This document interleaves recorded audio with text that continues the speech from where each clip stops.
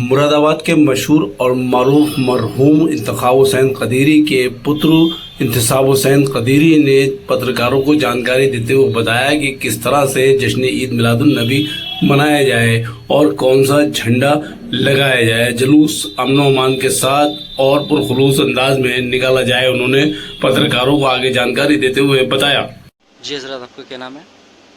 मुझे सैयद मोहम्मद इंतसाब हुसैन कदीरी कहते हैं। जी, ईद मिलादुन नबी पे क्या अपील करना चाहेंगे? ईद मिलादुन नबी सल्लल्लाहु अलैहि वसल्लम आ रही है और हर मुसलमान को इस मौके पर अपने घरों पर झंडे लगाने चाहिए, ईद मिलाद के जुलूस का अहतमाम करना चाहिए, नज़र नियाज और लंगर का अहतमाम करना चाहिए और सबसे बड़ी बात, अपनी ज़िंदगी को इस्लामी ज़िंदगी बनाने की कोशिश करने का अहद करना चाहिए। और साथ ही साथ एक ख़ास बात मैं अर्ज़ करना चाहूँगा, बल्कि दो बातें हैं। पहली तो ये है कि इस बार मुरादाबाद शरीफ में ईद मिलादुन नबी सल्लल्लाहु अलैहि वसल्लम के जुलूस को लेकर कुछ पाबंदियां लगाई गई हैं कि बड़ी गाड़ियां वगैरह नहीं होंगी और भी कुछ चीज़ों को रोका गया है। मैं कहना चाहता हूं कि तकरीबन 30 साल पहले जिन बातों को लेकर मेरे वालिद गिरामी हुजूर मुजद्दिद मुरादाबादी इमाम सैयद मोहम्मद इंतखाब हुसैन कदीरी रज़ी अल्लाह ताला अन्हु इस जुलूस से अलग हुए थे और उस वक्त उनकी उन बातों को नहीं माना गया था, अहमियत नहीं दी गई थी। 30 साल के बाद जुलूस की कमेटी ने उन बातों को माना और अब वो कोशिश कर रहे हैं कि जुलूस को पूरे अदब और एहतराम के साथ निकाला जाए। मैं इसमें यह भी अर्ज़ करूँगा कि जिस तरह जुलूस में गाड़ियों पर पाबंदी लगाई गई है, इस जुलूस का वक्त भी बदलना चाहिए। ये जुलूस शाम को 4 बजे निकलने का नहीं है, बल्कि जुलूस उस वक्त निकलना चाहिए कि जिस वक्त प्यारे आका सल्लल्लाहु अलैहि वसल्लम की विलादत हुई है और वो सहर का वक्त है। लिहाजा सुबह के वक्त ये जुलूस निकलना चाहिए। ये शाम का जो वक्त है, ये वैसे भी आवारागर्दी करने वाले लोगों का वक्त है, इससे परहेज करना चाहिए।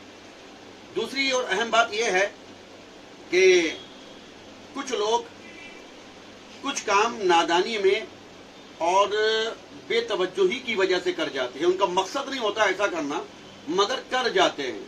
जैसे हमारे यहाँ ईद मिलादुन नबी सल्लल्लाहु अलैहि वसल्लम पर जो झंडे लगाए जाते हैं वो हरे रंग के झंडे होते हैं और मुसलमान आमतौर पर यह समझते हैं कि ये इस्लामी झंडा है, प्यारे आका अलैहिस्सलातु वस्सलाम का ये झंडा है। और हमारे यहाँ कुछ नाख़्वां लोगों ने भी इसको बावर कराया कि नबी का झंडा, नबी का झंडा, हरा झंडा, नबी का झंडा। ये कतन झूठ है। हरा झंडा सिर्फ और सिर्फ पाकिस्तानी झंडा है और पाकिस्तान की एक तंजीम है जिसके ऊपर बहुत सारे ऑब्जेक्शन हैं, पाकिस्तान में भी और यहाँ पर भी। ये उसका झंडा है। हरा झंडा न इस्लामी झंडा है, हरा झंडा न प्यारे नबी सल्लल्लाहु अलैहि वसल्लम ने कभी इस्तेमाल फरमाया, हरा झंडा न हजरात अहले बैत किराम ने इस्तेमाल फरमाया, हरा झंडा न हजरात सहाबा किराम ने इस्तेमाल फरमाया, कभी कहीं इस्तेमाल नहीं फरमाया गया। बल्कि प्यारे आका अलैहिस्सलातु वस्सलाम ने अपने हयात मुबारका में हमेशा काले झंडे का इस्तेमाल फरमाया, सफ़ेद झंडे का इस्तेमाल फरमाया और काली सफ़ेद धारियों वाले झंडे का इस्तेमाल फरमाया।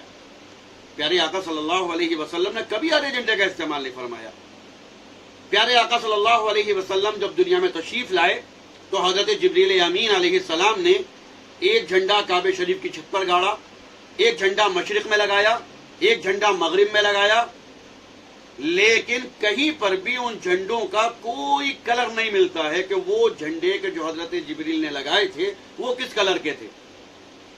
लेकिन प्यारे आका अलैहिस्सलातु वस्सलाम ने अपनी हयात पाक में इस्लाम में काला झंडा, सफेद झंडा ये फतह कामरानी की निशानी है, ये सरबलंदी की निशानी है और हरा झंडा ये गम की और परेशानी की निशानी है।